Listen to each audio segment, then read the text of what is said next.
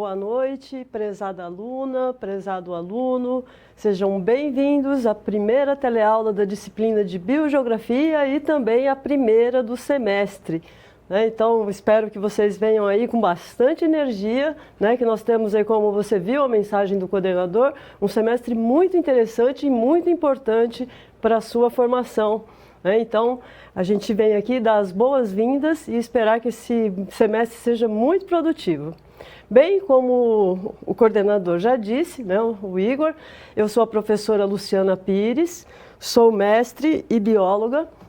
Sou bióloga e mestre e doutora em Biologia Vegetal e é um enorme prazer vir falar com vocês sobre as características, as condições que levam aí aos padrões de distribuição dos organismos, que é o que trata a ciência da biogeografia.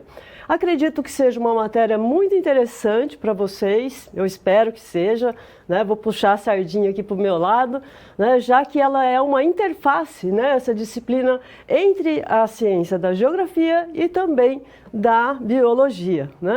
Bom, então a nossa teleaula de hoje, ela é intitulada Biogeografia, Conceitos Gerais.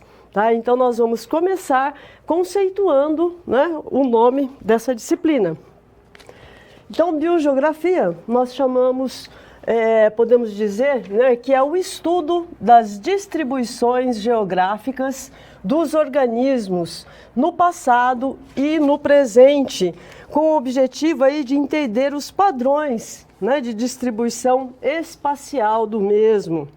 Ela procura explicar como as espécies ou outros táxons, são distribuídas, Por que a composição taxonômica da biota varia de uma região para outra? Então eu falei assim, como as espécies, ou outros taxos, são distribuídos. Então taxon, só para a gente dar uma reforçada aqui, vem da taxonomia, que é um estudo dos táxons, que é um ramo da biologia que classifica os seres vivos de acordo com essas características anatômicas, fisiológicas, evolutivas e ecológicas. Então, nós temos uma das primeiras classificações, a classificação de Linneu, que foi em 1735, onde então ele tentava agrupar os organismos conforme as suas características e também as suas relações ecológicas. Bem, os principais táxons conhecidos nossos é o quê? O reino, filo, classe, ordem, família, gênero e espécie. Alguns ainda tem outros tipos de classificação que coloca o domínio acima do reino. Então, nós vemos que cada um desses táxons, quanto mais, vamos dizer assim, quanto menos abrangente, menos indivíduos vão estar dentro desse táxon, qual que é o menor táxon que a gente lida? É a espécie. O que é uma espécie? O que se considera como espécie? São indivíduos que têm características muito semelhantes e que, naturalmente, eles conseguem se reproduzir e gerar descendentes férteis. Tem outros tipos de definições de espécies, mas essa é amplamente aceita. Então, por isso é que essa que a gente tem mais vista por aí. Ok? E o mais abrangente, então, seria o reino. Então, o reino vai agrupar um número bem maior de espécies. E cada um, então, desses táxons pode ser objeto de estudo da biogeografia, embora a espécie seja o mais comumente visto. Bem, dito isso, então nós vamos falar agora um pouco sobre como se criou, como se originou essa ciência. Bem, a gente vê aqui nesse próximo slide que desde muito cedo, os seres humanos já tinham aí essa preocupação em encontrar, onde encontrar os organismos, né, as espécies. Então, já as primeiras culturas, né, já sabiam onde encontrar os alimentos, os rios, as montanhas, né, isso a gente pode ser visto, né, pelas pinturas rupestres, né, onde já se mostrava, olha só, as presas, né, dos seres humanos, então eles mesmo próprios sendo registrados caçando os animais, então já tinha essa preocupação pelo motivo óbvio, né, de sobrevivência. Bem, isso foi aumentando a partir, né, esse conhecimento sobre a distribuição das espécies foi aumentando quando houveram as grandes navegações do século 16, 17, né, quando começaram as grandes navegações, século 18, né, então aqui mostrando o mapa que foi onde Darwin, né, passou, que foi também um naturalista muito importante, que fez aí a teoria da evolução, que a gente vai falar daqui a pouco, e que viajou, né, por todo o planeta aí demonstrando, né, catalogando, buscando compreender evidências sobre a evolução das espécies. Diversos conhecimentos, né, ajudaram então a formar essa ciência. Então vamos ver alguns mais importantes que eu coloquei aqui para vocês. Bom, podemos falar primeiro aqui a lei de Buffon, que que diz respeito aí ao naturalista Comte de Buffon, Georges Louis Leclerc Buffon, né, que ele nasceu aí em 1707 a 1788, e nas suas andanças aí nessas viagens, né, que ele fazia pelo Velho Mundo e também na Europa, África, Ásia, né, ele percebeu que as faunas, né, que os organismos eram diferentes das Américas. Então, nesses estudos, ele falava então, que ambientes similares em regiões isoladas têm diferentes faunas de mamíferos e aves, que foram os principais organismos que ele estudou. Ele foi, então, um dos primeiros, a semente, né, vamos dizer assim, desse período evolucionista, né, onde até então se tinha a ideia, era que as espécies, né, tinha aquela ideia do fixismo, que as espécies tinham nascido, por exemplo, no Jardim do Éden, né, as espécies já nasceram tais, as espécies surgiram tais como a gente conhece hoje. Acreditava-se também que a Terra era imutável, constante, estável, né? Que a Terra tinha surgido, né, há pouco tempo atrás. Então, tinham poucos, né, elementos que explicavam a distribuição e a diversidade de espécies, vamos dizer assim. E Buffon, então, embora todos os ditos que ele falou tenham sido desmentidos depois, já que ele tinha muito poucos elementos para provar, né, as coisas, mas ele deu essa semente de que tanto a Terra quanto os organismos, eles eram mutáveis, né? Então, a gente pode dividir, né, a história da biogeografia em dois períodos distintos, então, que seria, primeiro, essa pré-evolucionária, né, e depois essa evolucionária, né, quando vieram, então, começaram a surgir de diversos cientistas na época, né, não tinha esse nome, de diversos naturalistas, pesquisadores, que eles começaram, então, a ver que não, que as espécies, né, elas evoluíam, vamos dizer assim, e a Terra também estava em constante mudança. Então vamos voltar ali para ver o seguinte. Ele falou então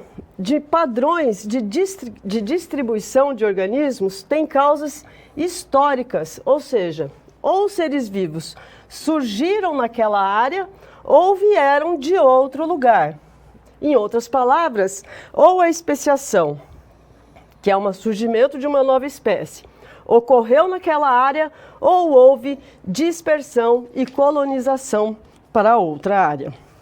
Então, foi muito importante a contribuição, então, do Buffon. Outro pesquisador, geógrafo importante, né? Desculpe, ele era naturalista, importante, foi o Augustin de Candolle, que ele nasceu em 1778 e faleceu em 1841. E ele também, segundo ele, falava que uma localidade habitada por um organismo podia ser referida em dois termos.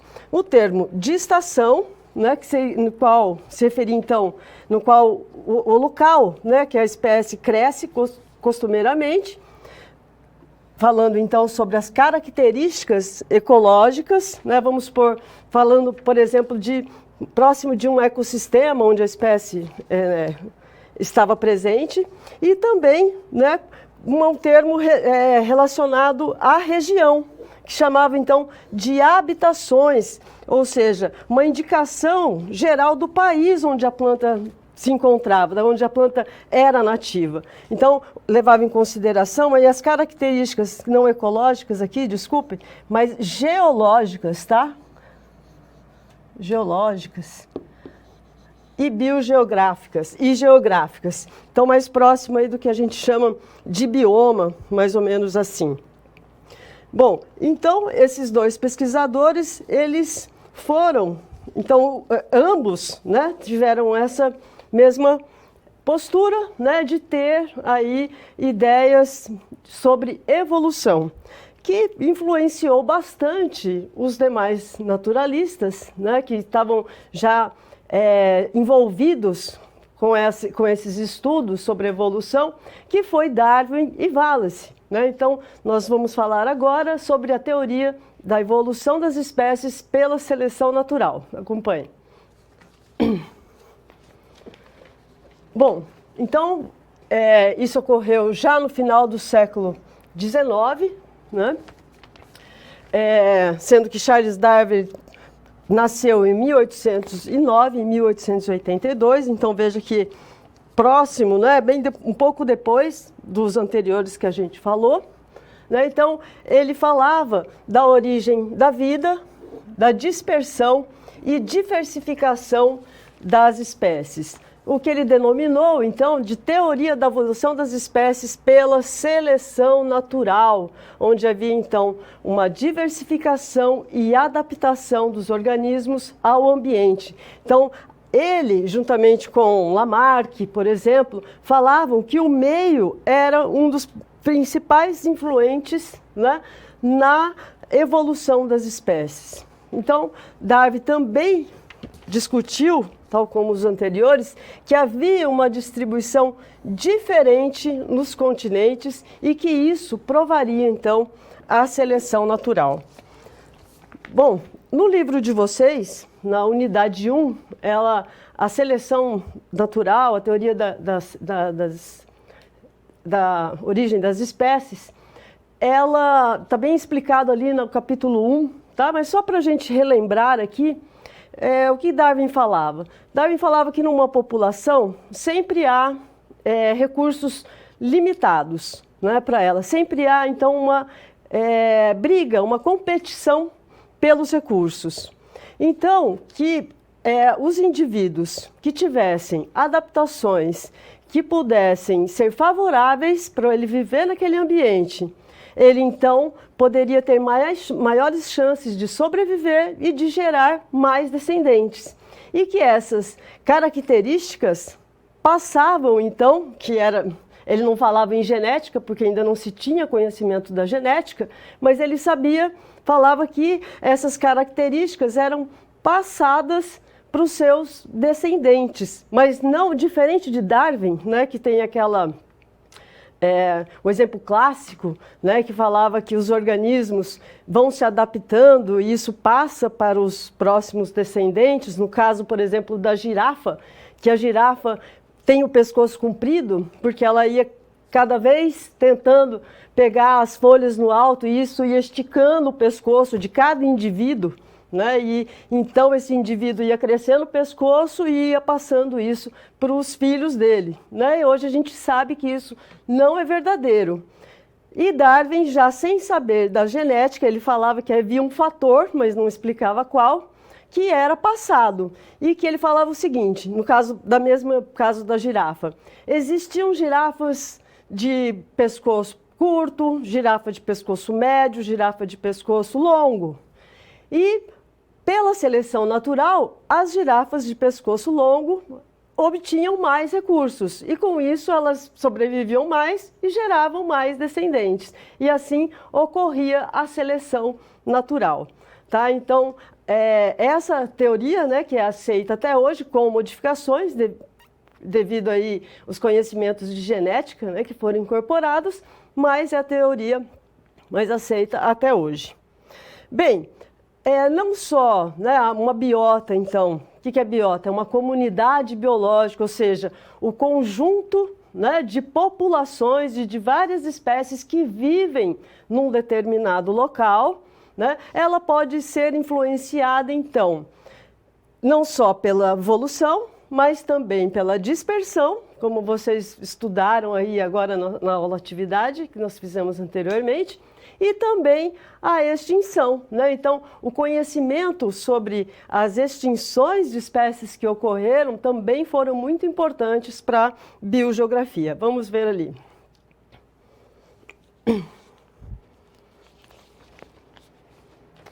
Bom, então nós temos que a extinção é o desaparecimento de uma espécie. Então, ela é para sempre, tá? Ela é irreversível. Quando uma espécie está extinta, acabou.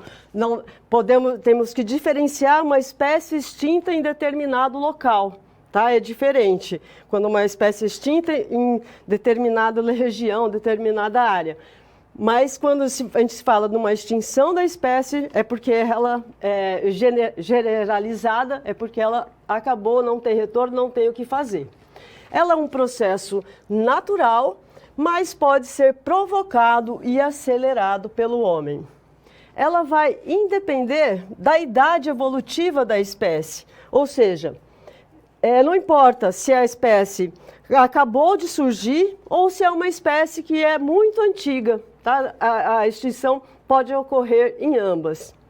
Está relacionado também com o tamanho populacional, a taxa de nascimento e de morte, né? Então, por exemplo, espécies que têm poucos, que procriam pouco, ou seja, originam poucos filhotes, no caso de animais, elas têm maior propensão, né, à extinção se houver alguma mudança naquele ambiente.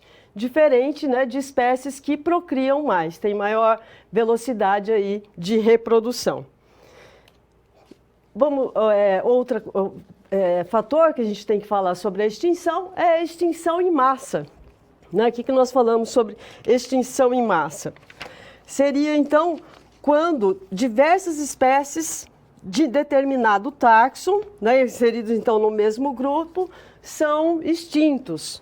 Então, por exemplo, as mudanças ambientais que ocorreram muito drásticas, como as glaciações, meteoros, né, que é a hipótese mais provável, por exemplo, da extinção dos dinossauros, né, que acredita-se que caiu esse meteoro na península de Yucatán, no México, e que isso, né, levou a uma mudança muito drástica e que os dinossauros acabaram sendo extintos. Conhecemos aí 500 milhões de anos, né, da Terra, conhecemos 5 extinções em massa, tá?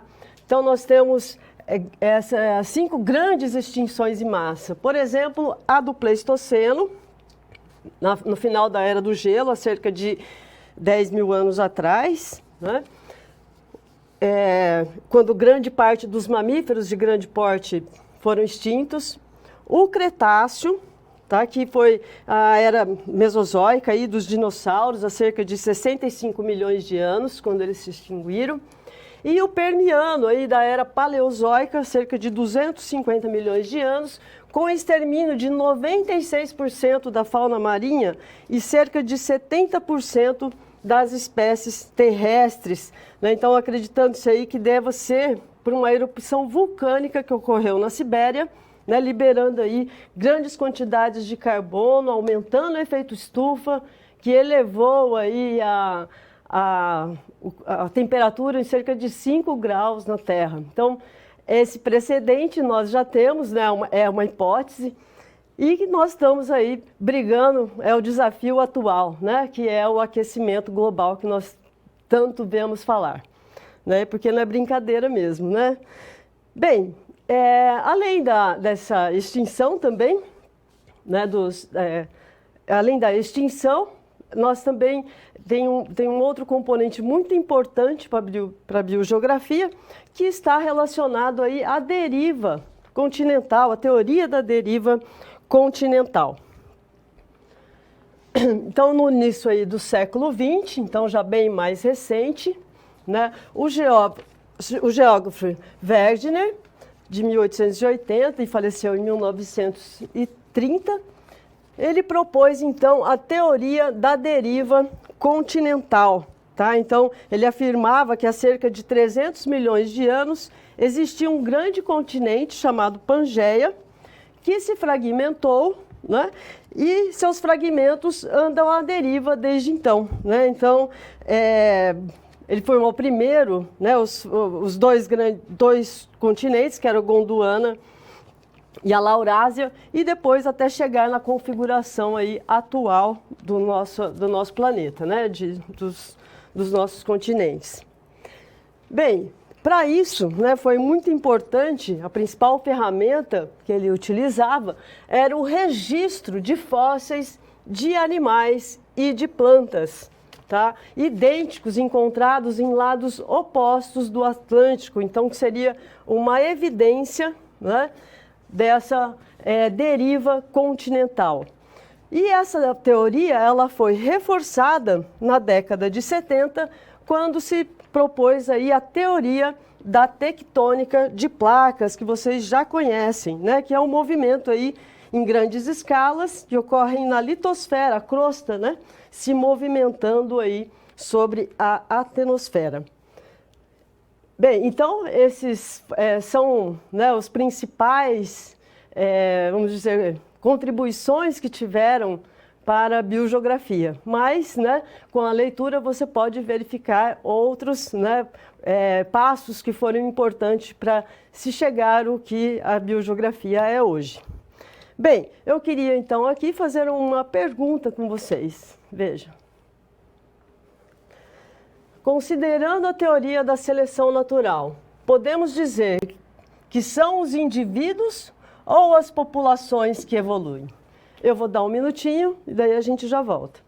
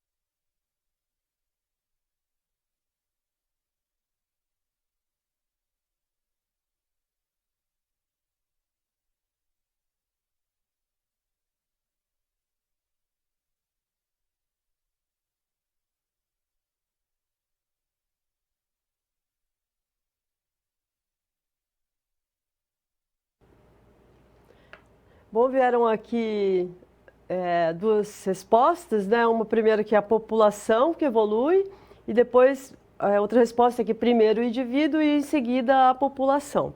Bem, na verdade quem evolui é realmente as populações, né? Por quê? Porque é através dessa seleção dentro, né, da população é que vai, né, se evoluindo. Então, o indivíduo evoluir é o que pensava Lamarck, né? Que ele acreditava que características adquiridas, elas podiam ser repassadas para os seus descendentes, e não é verdade, né? Então, só as características hereditárias é que são passadas. Então, é a população, né, é que evolui, tá? Então, a partir de alguns indivíduos que têm maior adaptação, conseguem gerar mais descendentes, então esses é que vão continuar, né, a evolução da espécie, ok? Obrigada aí pelas contribuições. Bem, então vamos de novo agora fazer uma nova síntese, resumindo aí o que é a biogeografia.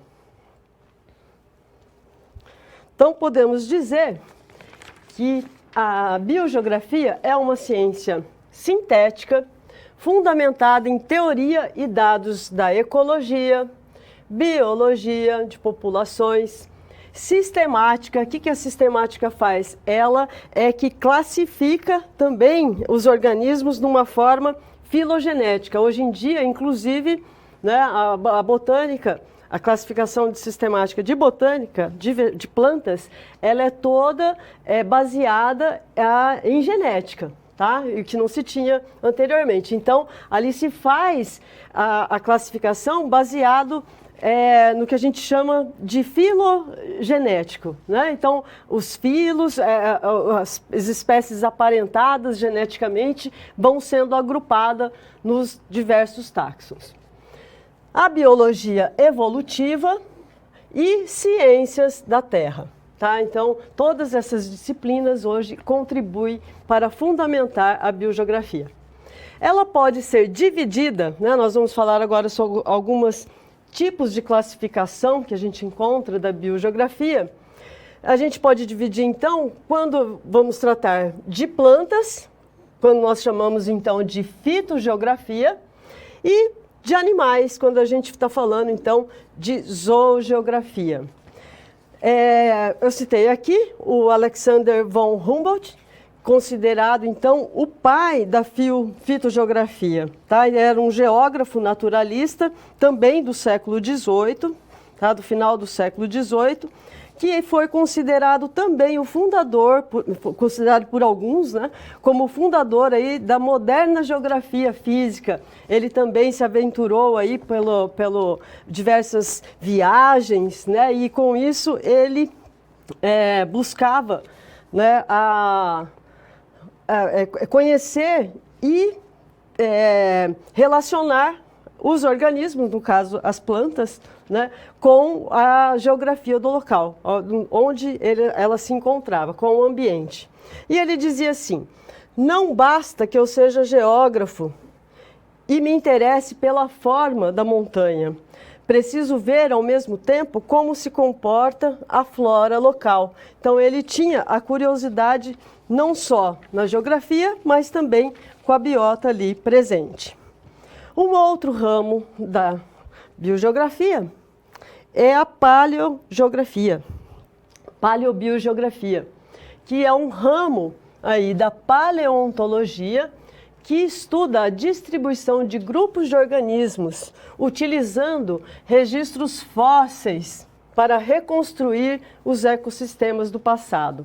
Então aqui nós temos uma imagem, uma figura, né, que mostra aí como os registros fósseis desses répteis antigos, aqui, né, como eles, então, e das plantas também, aqui tem também um vegetal, né, como é que esses registros fósseis ajudaram a provar que os continentes haviam sido um só, né? Então, por essa distribuição, como eles ocorriam, por exemplo, em essa área, né? Então, se pôde, né, prever, supor que esses continentes estavam unidos anteriormente, né? Então, os fósseis são muito importantes, então, para a gente conhecer, para os biogeógrafos, né? Para eles fazerem a reconstrução do passado. Bem, vamos falar sobre o passado e o presente. Eu queria colocar aqui uma questão, veja.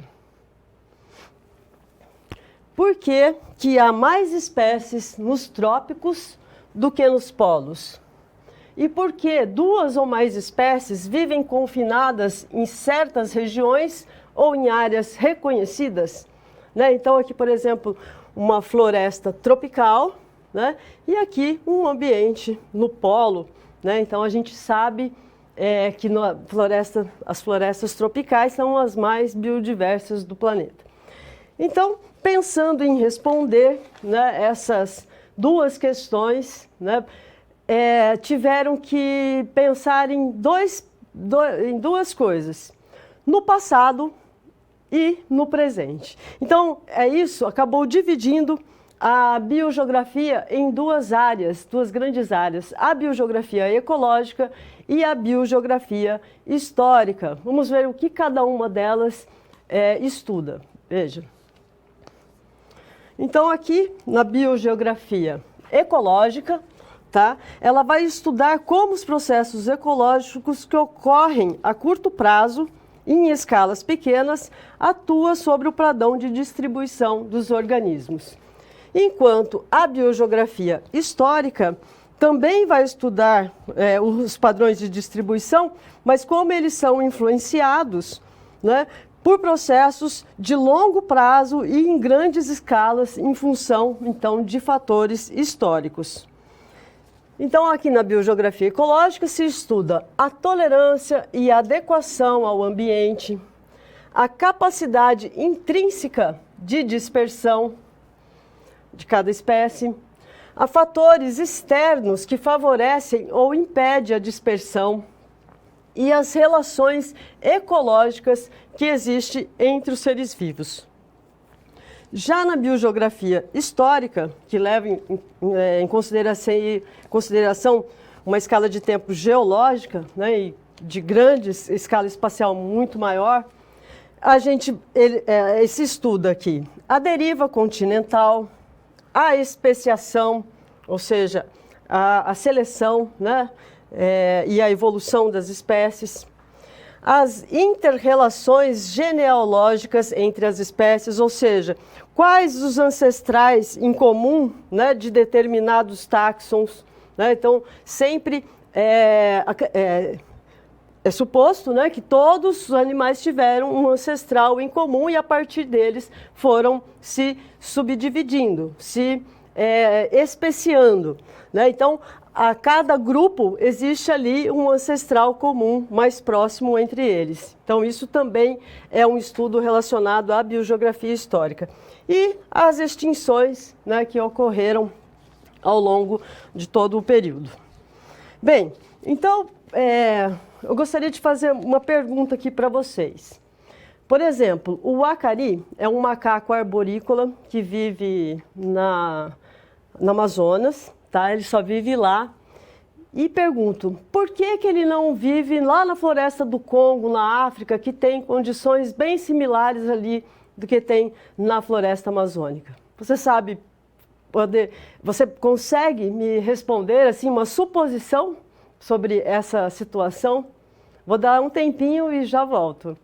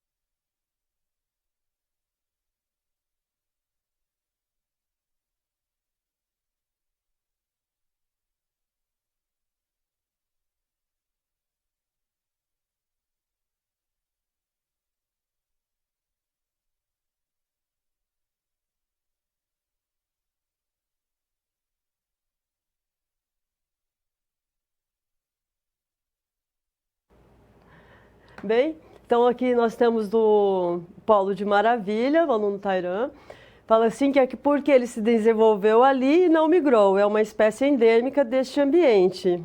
Boa, Tairan. E tem mais uma, a existência de fontes de alimentos suficientes para a manutenção do grupo. Então, veja, a primeira, né, fala que ele surgiu ali e ele não migrou, não se dispersou. Ótimo, essa é uma ótima hipótese, né? Às vezes, o que pode ter acontecido, né? Ele pode ter surgido, a origem da espécie ter ocorrido ali na floresta amazônica, né?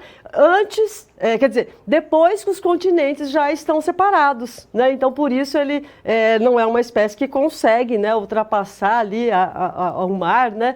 Então, ele concentrou, ficou endêmico ali daquela área. E a falta de, se ele tem recursos suficientes ali, não seria um motivo muito claro para isso. Por quê? Se ele tem só isso, se ele tem alimento suficiente, não é o caso dele não querer se dispersar, embora, né, possa ocorrer. Mas o fato é que a hipótese melhor seja essa mesmo, de que ele se originou na América do Sul, né, e não conseguiu ali se dispersar. Muito bom, obrigado aí pelas participações.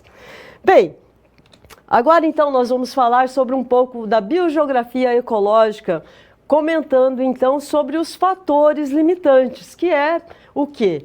Qualquer agente, né, que torne difícil a sobrevivência, crescimento ou a reprodução de uma espécie, tá?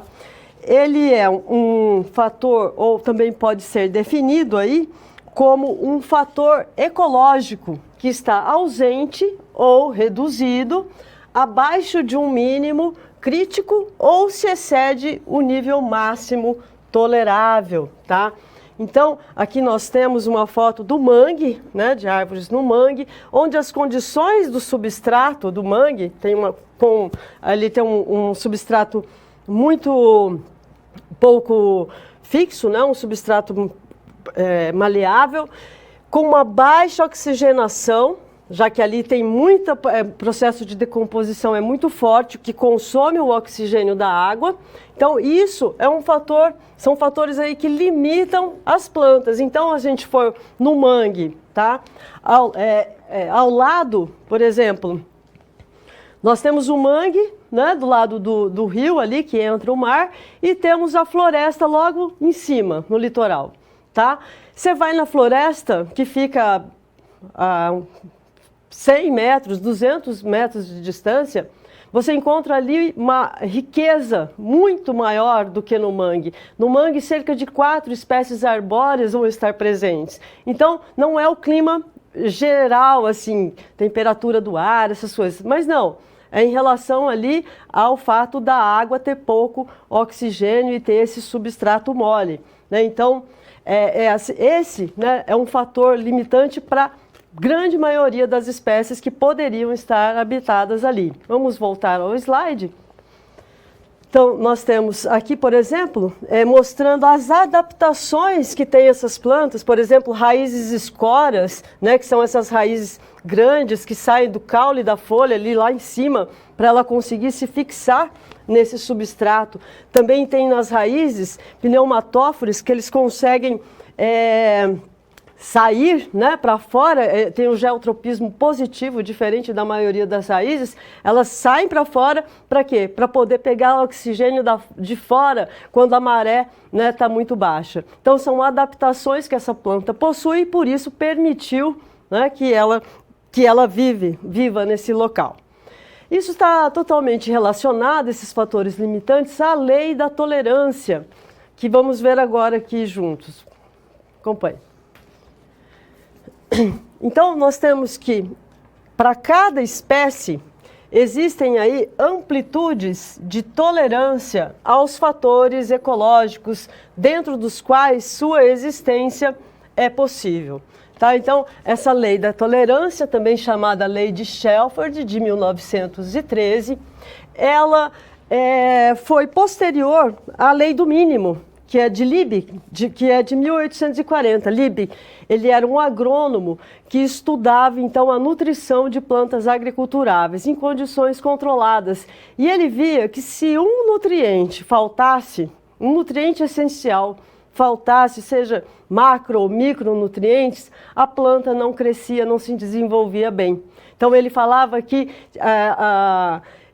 tem um fator mínimo, né, um recurso mínimo para que a planta conseguisse se desenvolver. A lei da tolerância, ela ampliou isso para não só a presença desse recurso mínimo, mas também para que se excede esse recurso, essa condição, desculpe, não é recurso, é condição, né? Essa condição, então, a planta também não vai conseguir sobreviver. Vamos voltar de novo ao slide para a gente explicar melhor. Então, nós temos aqui, né, um gradiente ambiental, vamos supor aí de temperatura, tá? Temperatura é um dos principais fatores ecológicos, seja do ambiente terrestre, seja do ambiente aquático, tá? Então ela tem o quê? Uma distribuição, né, onde a gente vai ter um nível ótimo, onde nós vamos encontrar, então, muitos indivíduos naquela condição. Quando passa desse limite inferior ou do limite superior, então, ou temperaturas mais amenas ou temperaturas mais drásticas, mais quentes, né, essa espécie já vai rarear, em alguns casos, até que ela vai estar ausente, que a gente chama, então, de zona de intolerância, e aqui, quando ela é rara, de zona de estresse fisiológico. Então, para ambos, tanto o limite superior quanto de limite inferior. Então, como eu falei, a temperatura, né, ela vai ser um dos principais fatores no ambiente terrestre, além de luz, água, né, nutrientes, né, então, e para os ambientes aquáticos, principalmente o oxigênio, no mar a salinidade, também a luz, né? Então, são fatores que são comumente tidos como fatores limitantes. E esses fatores, né, esse gradiente de tolerância pode modificar de organismo para organismo, obviamente, numa biota, cada espécie, vai ter, né, o seu limite aí de tolerância. E também pode modificar em relação à fase de desenvolvimento. Se ele é muito jovem, pode ser menos tolerante, né? Ou se ele está numa época reprodutiva. Então, tudo isso pode modificar esses limites de tolerância. Um outro fator também é que os limites de tolerância encontrados em estudos experimentais podem ser diferentes do que a gente encontra na natureza, né? Então, você vê lá, a temperatura ótima é de 10 a 20, mas eu vou da natureza, ele não está de 10 a 20, ele está de 13 a 15, tá? Isso porque, além, né, das interações abióticas ali, dos componentes abióticos, os fatores abióticos estarem influenciando, nós temos também os fatores biológicos, né, que vão estar atuando também sobre a presença ou não dessas espécies, tá? Então, nós vamos falar agora sobre a interação ecológica, né, entre os seres vivos, ok? Então, todos os seres vivos se relacionam uns com os outros e tem o quê? Quando eles fazem parte da mesma biota, né, então essas interações são, logicamente, muito mais intrínsecas, né?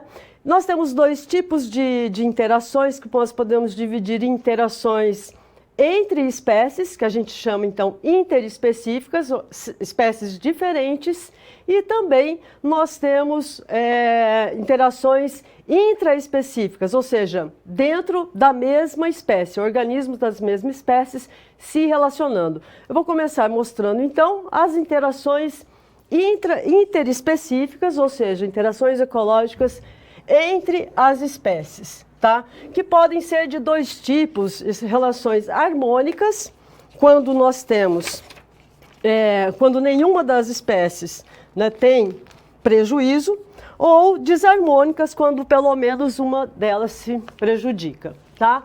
Então, eu pus aqui alguns exemplos, não são só esses, tá? Vocês têm no livro de vocês, unidade 2, vocês podem olhar lá, tem bem mais explicado, mais aprofundado, né? Então, nós temos as principais aqui. A competição, né? A competição, os dois têm um certo prejuízo. Por quê?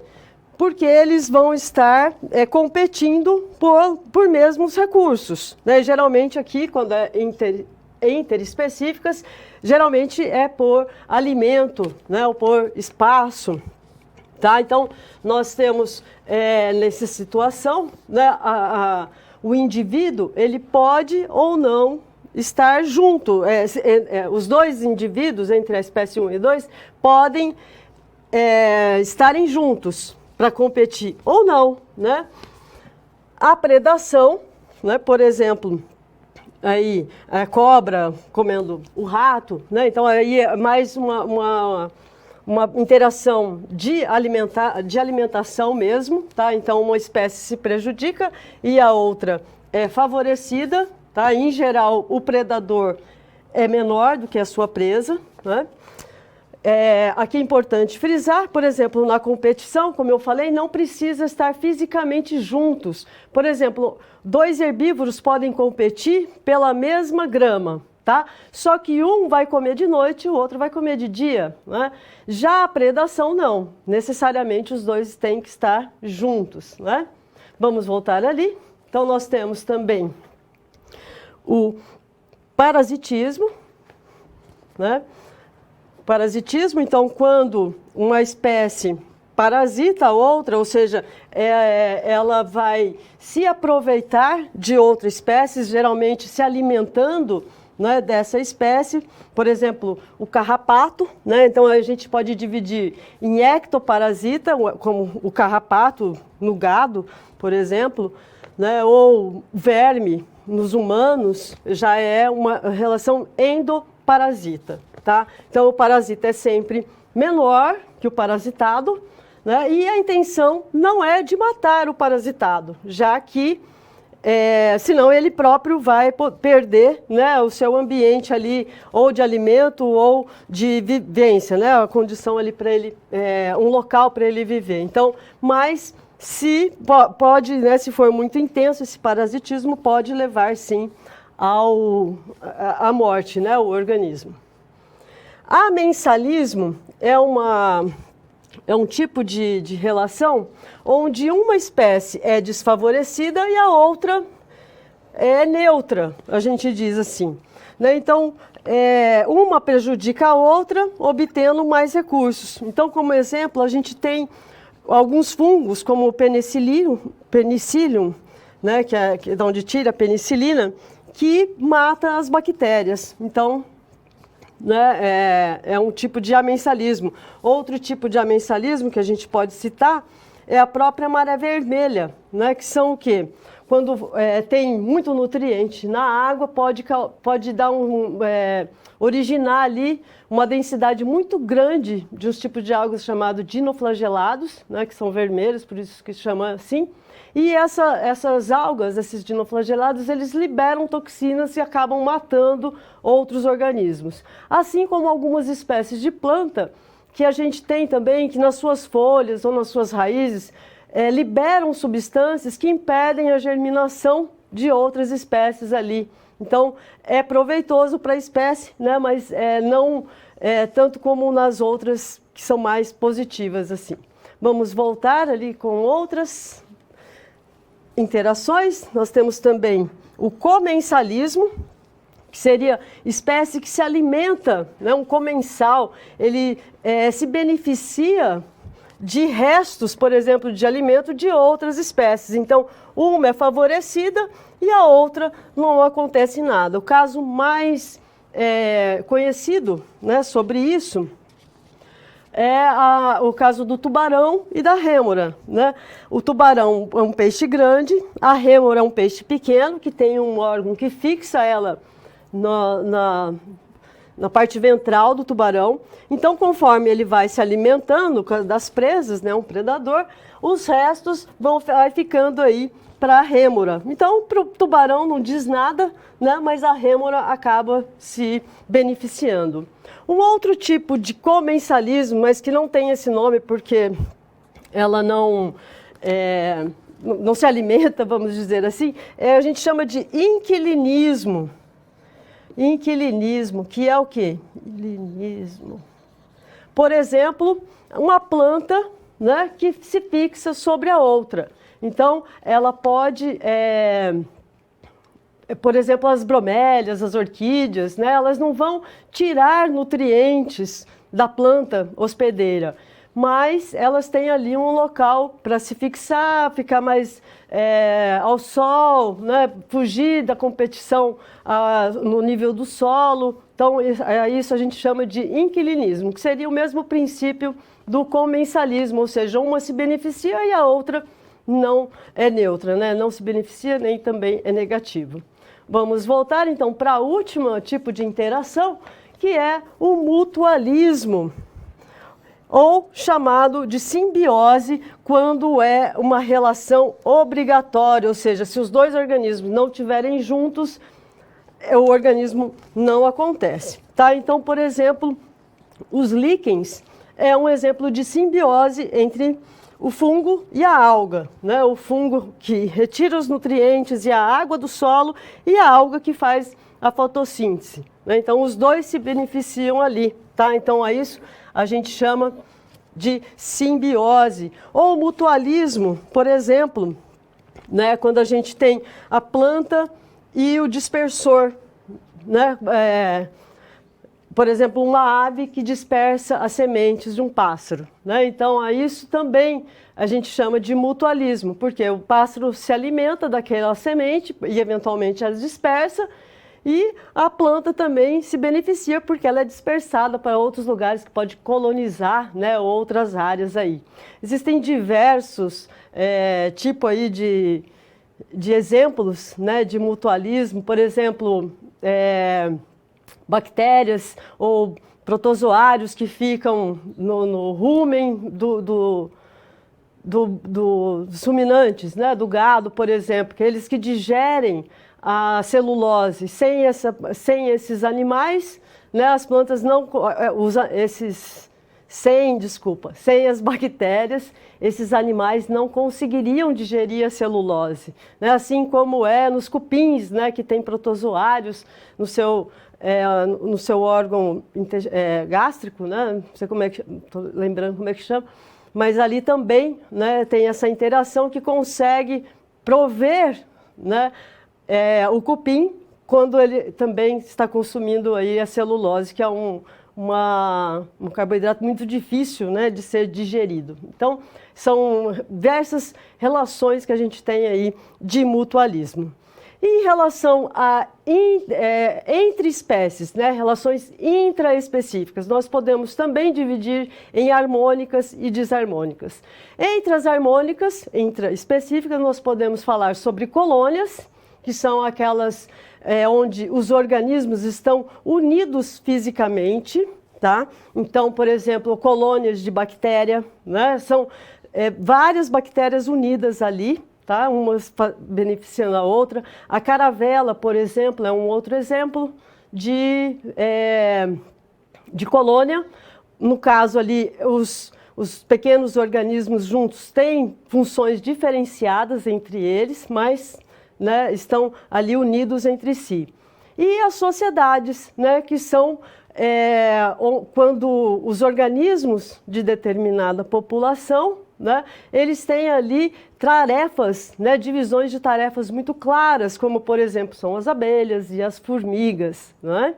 E desarmônicas. Desarmônicas nós vamos ter a competição intraespecífica, que ocorre geralmente ou por alimento, ou pelo parceiro sexual, né, ou por território, né? Então, competição tem tanto interespecífica como intraespecífica, e o canibalismo, que seria uma predação mais entre organismos da mesma espécie, que muitos acreditam, inclusive, que seja uma forma de de ajudar na evolução das espécies também. Por quê? Muitos falam que os animais, por exemplo, que comem seus próprios filhos, né, eles geralmente comem os filhotes que estão degenerados, que estão muito fracos, doentes, e com isso, então, acabam fortalecendo aí, né, a espécie.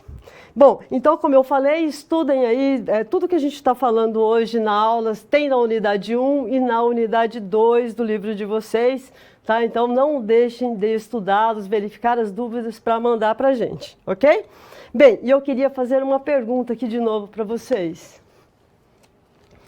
Qual é a importância ecológica para o ecossistema da presença dos predadores e competidores? E como sua ausência pode causar um desequilíbrio ambiental? Eu vou dar um tempinho e já voltamos.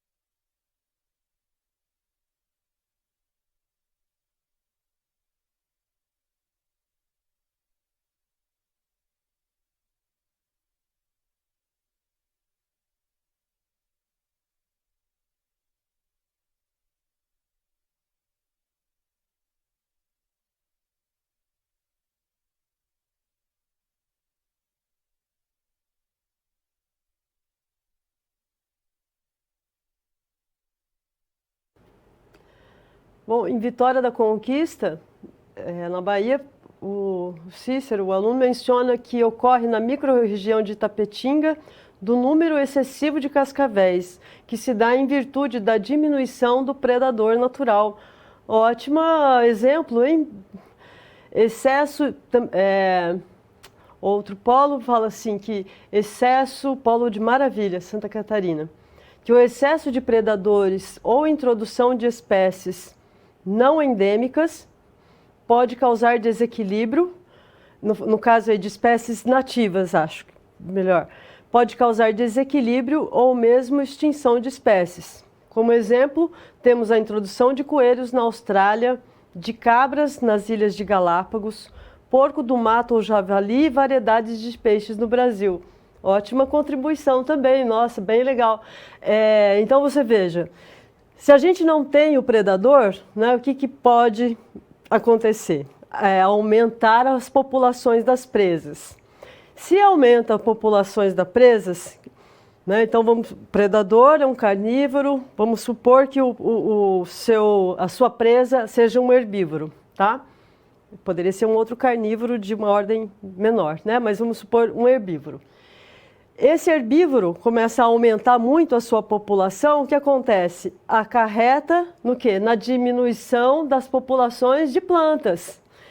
E como as plantas, né, são a base da cadeia alimentar, então o que pode acontecer é um colapso, né, daquela região. Porque se você não tem produtores naquele local, né, que são as plantas, você não vai ter os herbívoros, você não vai ter os carnívoros e assim por diante. Então, por isso, há uma preocupação muito grande hoje em dia com o quê? Com a eliminação dos grandes predadores, né, que está ocorrendo em diversos locais. Bem, então agora nós vamos falar sobre um pouco da biogeografia histórica, sobre dois processos muito importantes de serem compreendidos na biogeografia, que é a vicariância e a dispersão. Acompanhe. Então, por que uma espécie ou grupo taxonômico é limitado ao seu espaço atual? Né? Então, essa é a pergunta inicial. Então, nós temos aí causas históricas, nós falamos das causas ecológicas, né, que são os fatores limitantes, que eu falei que, embora possa ser diferente dos estudos experimentais, você ter estudos com esses limites de tolerância, né, é importante para você já eliminar algumas hipóteses porque a espécie ocorre ali ou não. Né? Se eu sei que uma espécie não tolera temperaturas maior que 30, eu já posso nem pensar por que uma determinada espécie não está ocorrendo ali no trópico, onde tem temperaturas sempre maiores que 30, por exemplo. Tá? Bem, agora então nós vamos falar sobre então essas causas históricas. Tá? Temos dois processos, então. A vicariância, que seria o quê? A fragmentação da distribuição de um táxon por alterações da paisagem. Por exemplo, né, a separação de animais marinhos, como peixes e camarões, dos oceanos Pacífico e Atlântico, pela formação, há cerca de 3 milhões de anos, do Istmo do Panamá. Tá? Então, isso aí está falando também, você pode encontrar esse conteúdo na sua web aula 1, tá? Unidade 1. Na unidade 2 também nós vamos falar sobre refúgios, que também está relacionado aí a essas causas históricas, tá? E o segundo processo, que seria o processo, então, de dispersão, né? Quando, então, uma espécie se dispersa a partir do seu centro de origem, tá? Transpondo barreiras geográficas que dificultam o fluxo gênico entre as populações. Vamos ver aqui uma figura que vai ficar mais fácil. Então, aqui em A, né, que é a vicariância, ou também chamado efeito vicariante, que é um mecanismo evolutivo no qual uma área se fragmenta, separando a população de uma espécie ou um táxon. Então, imagina aqui, ó, em A, apenas continuam na área onde já estavam ou em uma área equivalente a que estavam no passado. Então, nós temos aqui uma população ancestral, tá? Surgiu uma barreira, por exemplo, um rio ou uma montanha, né? Então, por isso é estudado na biogeografia histórica. E, então, houve a subsequência diferenciação das duas populações. Né? Por quê? Ficou lá essa população ancestral e aqui também tinha uma população ancestral. A mesma população ancestral. Só que a restrição ao fluxo gênico entre as duas subpopulações, agora separadas aí, vai permitir um acúmulo diferenciado de mutações genéticas e seleção do meio, né, entre cada uma dessas subpopulações. Então, os indivíduos que estavam aqui podem evoluir para novas espécies e os indivíduos que estavam aqui podem evoluir para outras novas espécies diferentes. Então, ela resulta-se numa especiação que a gente chama de especiação alopátrica, cada um num local diferente, que é ao contrário da simpátrica, quando acontece a especiação numa população que está no mesmo local. Já a dispersão, né, o que nós temos? Uma população ancestral e já a existência e a ocorrência de uma barreira. O mesmo rio, vamos supor aí, ou a mesma montanha. E o que acontece? Uma dispersão através da barreira. Então, por exemplo, uma ave ou um peixe, né? Animais que conseguiram, no caso de ser um rio, né? Transpor essa barreira, se dispersou. Então, novamente, ela pode depois sofrer, né, uma diferenciação das duas subpopulações, das duas populações e terem evoluções distintas, né, de espécies.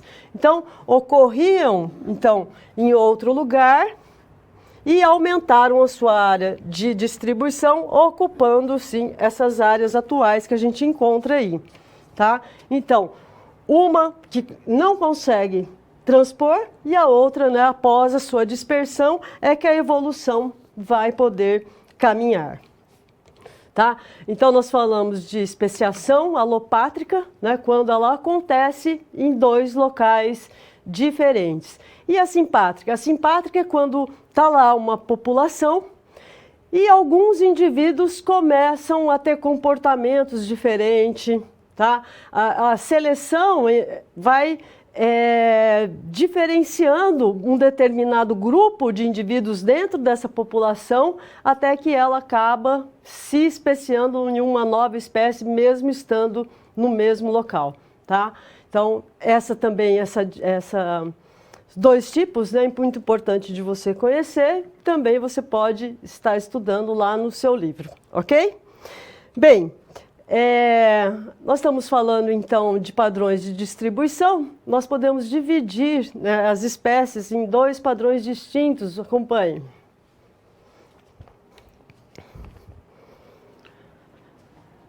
Bem, as espécies têm distribuição geográficas definidas. Nós podemos falar então de espécies que são restritas ou endêmicas, por exemplo, espécies endêmicas da Mata Atlântica, como o mico-leão dourado, né? Quase entrou em extinção. Estão fazendo diversos trabalhos com esses animais, que parece que agora já está conseguindo ter mais indivíduos, né?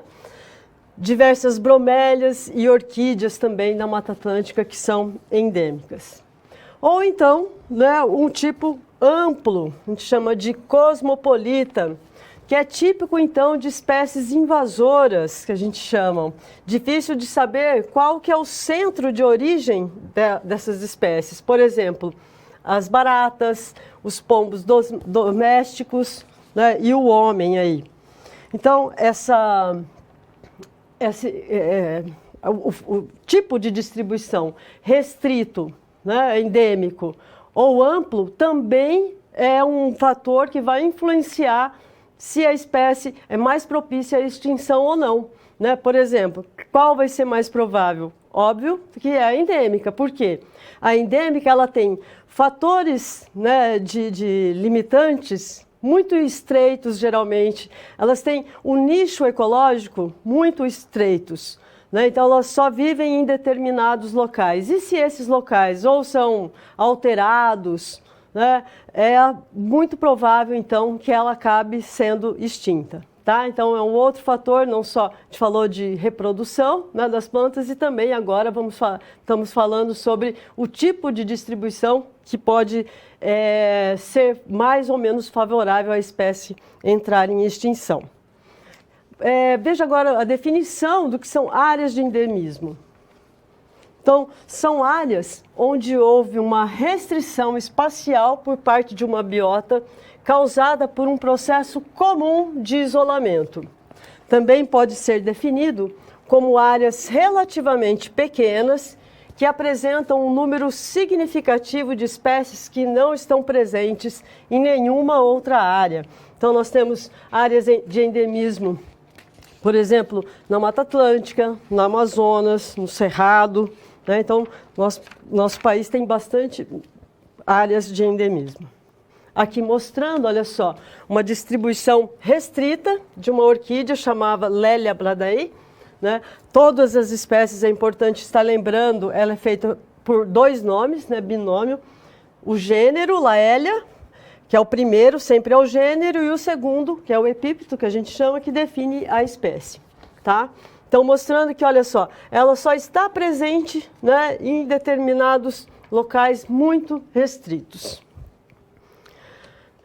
Outro tipo de distribuição que a gente pode falar é sobre a distribuição das espécies. Pode ser disjuntas ou contínuas, ou seja, se ela está distribuída em mais de uma região com vazio entre elas. Então, por exemplo, esse tipo de tucano, né, ele vai ter uma distribuição disjuntas, porque ele ocorre aqui e ocorre aqui nesse lugar. Já o tucano Ramphastus, ele tem uma distribuição contínua, ó. Então é um outro tipo, né, de classificação da sua distribuição.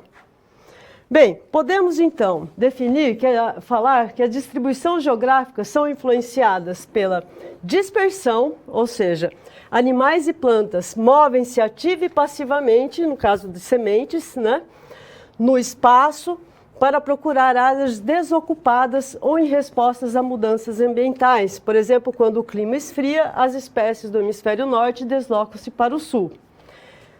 Se uma espécie se origina em determinada área e depois se dispersa para completar sua distribuição efetiva, o local em que ela se originou é chamada de centro de origem.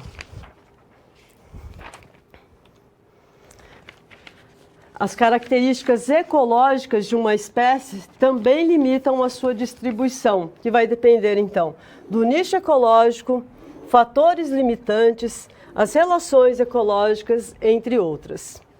São influenciadas também pelo clima, né, como no caso das glaciações. Então, aqui nós estamos só fazendo um resumo, tá, do que a gente já falou. E, por fim, aqui, queria apresentar as regiões biogeográficas propostas por Wallace em 1878. Né? Ele classificou aí, propôs uma classificação do mundo em regiões biogeográficas para os organismos terrestres. Então, diferenciando em neotropical, neártica, etiópica, paleártica, oriental e australiana. Então, aqui está as divisões, né, dessas 6, né, regiões biogeográficas. E aqui eu só coloquei algumas imagens, né, para a gente ver, por exemplo, na região neártica, que compreende aí a América do Norte, a Groenlândia, onde nós vamos encontrar o caribu, o urso, alce, o bisão americano, coiote, né, então fica lá esses animais que podem viver lá no gelo, né? Paleártica, que compreende a Europa e o norte da África, né? Então aqui vai ser e quase toda a Ásia, então o camelo, o dromedário, animais.